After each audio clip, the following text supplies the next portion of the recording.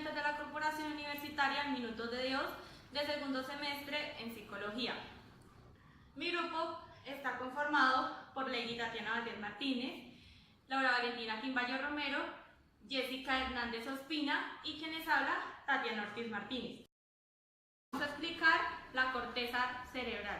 Bueno, la corteza cerebral es un tejido nervioso el cual cubre la superficie de los hemisferios del cerebro.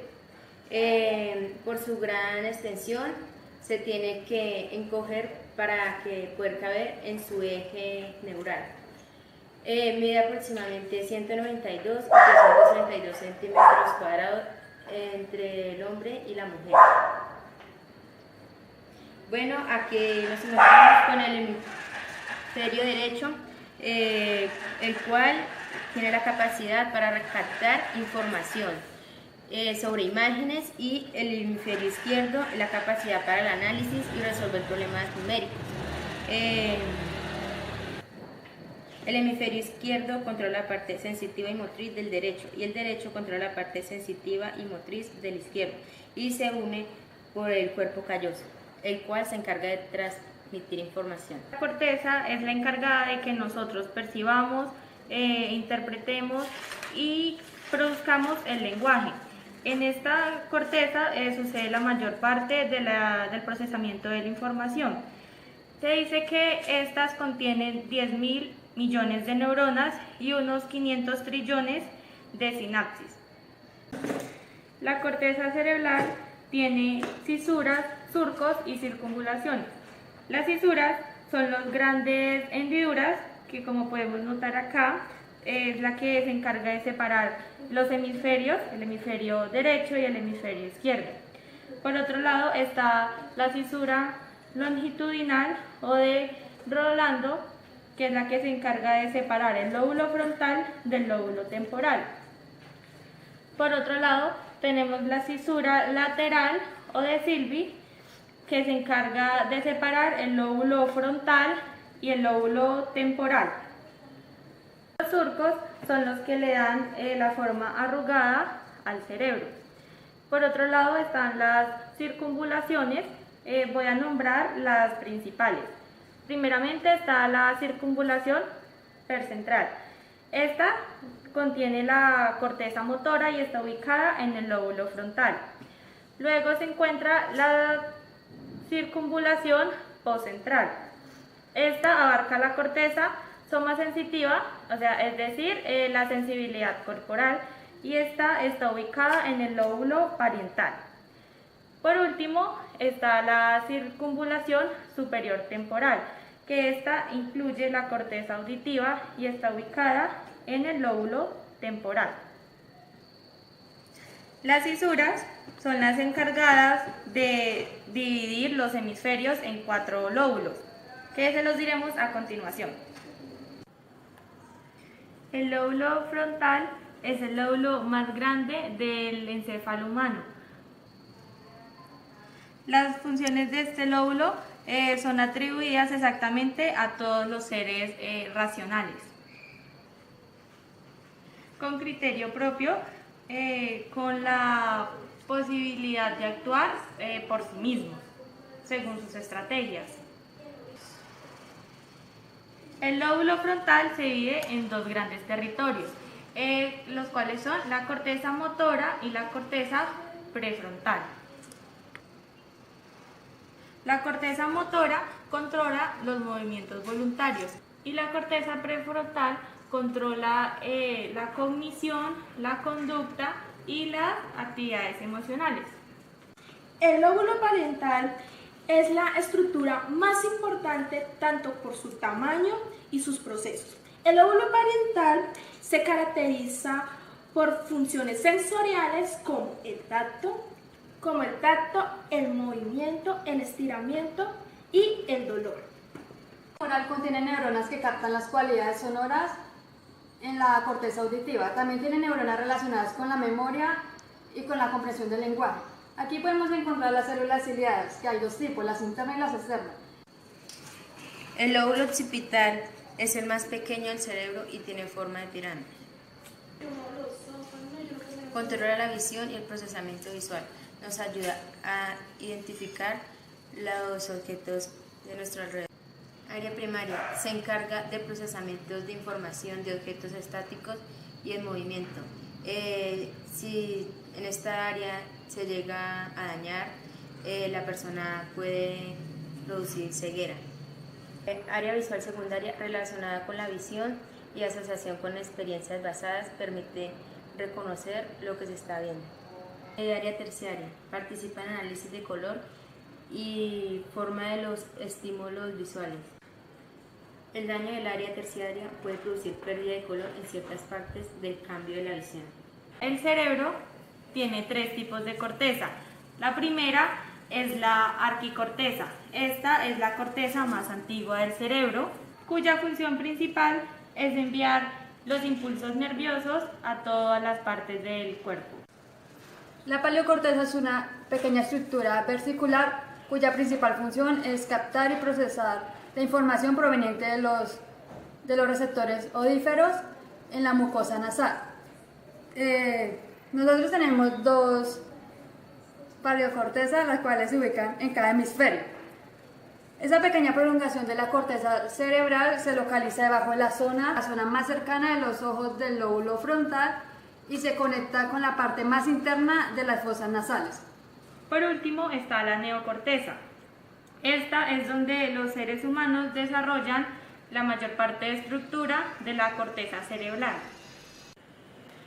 La neocorteza tiene 6 capas, las cuales son: La capa molecular es la más externa y por lo tanto es la más resistente en origen a todos los extractos de la corteza cerebral. Esencialmente es una capa sináptica que está formada por una espesa red de fibras neuronales. Capa granular externa se encuentra por debajo de la capa molecular. Contiene células piramidales y estrelladas. Se encuentran interconectadas con las diferentes regiones del córtex. Capa piramidal interna. Esta contiene células piramidales que envían sus axones hasta diferentes partes de la corteza cerebral o a partes subcorticales. La capa granulosa interna está compuesta por células estrelladas, las cuales producen esteroides sexuales. Sin embargo, después de la ovulación, produce progesterona, la cual permite el embarazo y crea una capa de moco cervical, la cual impide la entrada de los espermatozoides al útero. La capa multiforme predomina en las células fusiformes, que envían información a la corteza cerebral. Capa piramidal interna. Se encuentra una gran cantidad de células piramidales del medio. El hipotálamo. El hipotálamo constituye un papel muy importante en el cerebro. ¿Por qué? Porque él es el que se encarga de todas las estructuras, del sentido del ánimo, como la estructura de lo sexual, la estructura del hambre y del placer. Pone en marcha los procesos para la adaptación de uno para poder sobrevivir en lo exterior. El mesencéfalo establece una comunicación directa con muchas de las principales estructuras del sistema nervioso. Este regula los movimientos y la estabilidad. Se dice que sin este no puede vivir porque es una parte muy fundamental dentro del cerebro. El puente valorio, que es el que encontramos acá, también es conocido como protuberancia anular o puente troncoencefálico. Es una de las partes más importantes del cerebro, ya que una pequeña lesión en este puede traer la muerte súbita a una persona o que entre en estado de coma. La importancia del puente valorio es que es una de las porciones más grandes que se encuentran en el tronco encefálico. El puente valorio se encarga de mantener el funcionamiento de los mecanismos automáticos que nos mantienen con vida, como la regulación y el mantenimiento del ritmo cardíaco y el control de la respiración. El cerebelo se encuentra ubicado por detrás del cerebro y del tallo encefálico. Una de las funciones del cerebelo es que transmite información para los movimientos motores de los músculos. Esta es una parte de la médula espinal. La médula espinal se encarga de llevar algunos impulsos nerviosos al sistema nervioso central. La glándula pituitaria es una glándula del tamaño de un guisante, el cual se encuentra en la base del cerebro. También es conocida como la glándula del control maestro. Ella produce hormonas que afectan el crecimiento y el funcionamiento de otras glándulas en otras partes del cuerpo. La glándula pituitaria facilita la conexión social y hace que reaccionemos cuando estamos en peligro. También trabaja en conjunción con el hipotálamo. Nuestras emociones y nuestra memoria están influenciadas por la glándula pituitaria. Hace que lo que pensemos y lo que percibamos a través de nuestros sentidos se refleje en nuestro estado emocional. Tálamo, cuerpo de neuronas formadas por estructuras encefálicas en forma de huevo. La función del tálamo es procesar información y enviarla a la corteza cerebral, y de allí esta información sigue siendo procesada. Materia gris, tejido nervioso que se encuentra en el cerebro y en la médula espinal. La función de la materia gris es que se relaciona con el procesamiento de información.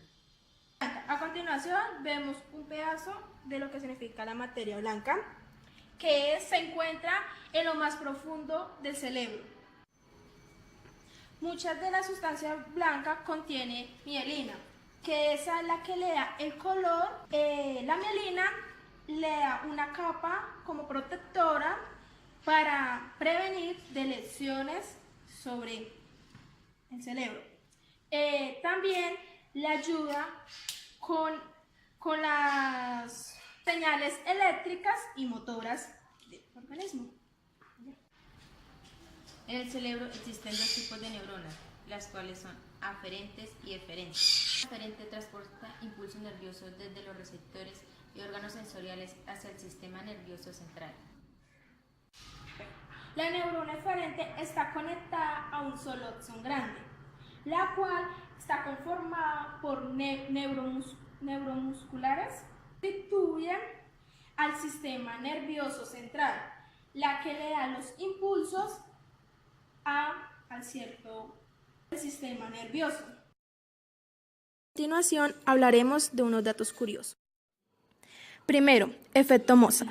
Según quienes definen la existencia de este fenómeno, escuchar la música del compositor austriaco o la música clásica aumenta la inteligencia y otras capacidades cognitivas, sobre todo durante el desarrollo temprano. Los efectos beneficiosos más claros de la música se relacionan con la salud emocional. Desde la antigüedad, el ser humano utilizó este arte como método de reducir el estrés y mejorar el estado de ánimo, tanto conscientemente como sin darse cuenta del hecho. La investigación científica reciente ha confirmado buena parte de lo que se creía. La musicoterapia es efectiva para reducir los síntomas del trastorno mentales como la depresión, la demencia o la esquizofrenia, y también para disminuir el riesgo de sufrimientos antes de cardiovasculares. Existen 3 ritmos de aprendizaje. Aprendizaje rápido. Se dice que un alumno tiene un ritmo de aprendizaje rápido cuando realiza o aprende un procedimiento habiéndolo realizado una sola vez. Sorprende por su rapidez al realizar actividades y su gran capacidad de retención de la información a corto y largo plazo. Aprendizaje moderado. Un niño con ritmo de aprendizaje moderado se encuentra dentro de la medida de su grupo. Realiza las actividades en el tiempo que se determina para ello y suele retener grandes cantidades de información, o al realizar procedimientos después de analizarlos o probarlos. Aprendizaje lento. Cuando los niños se tardan demasiado en realizar actividades, parece que no retenieran la información necesitada, que se le explique varias veces cómo se realiza un procedimiento, podemos determinar que su ritmo de aprendizaje es lento. El ritmo de aprendizaje puede variar dependiendo a la asignatura, a la motivación o a las circunstancias de cada niño, y no para nada determinado su nivel cognitivo. Tercero, la psicopedagogía. Se desarrolla como disciplina científica a partir de la segunda mitad del siglo XX, con un enfoque interdisciplinario y combinando conocimientos de la educación y de la salud mental. Esta disciplina se ocupa de abordar los comportamientos de las personas y los fenómenos psíquicos en el marco educativo. Por ello es que la psicopedagogía hace foco en la persona que estudia, pero también en su entorno, dado que considera este fundamental tanto en el éxito como en el fracaso del proceso.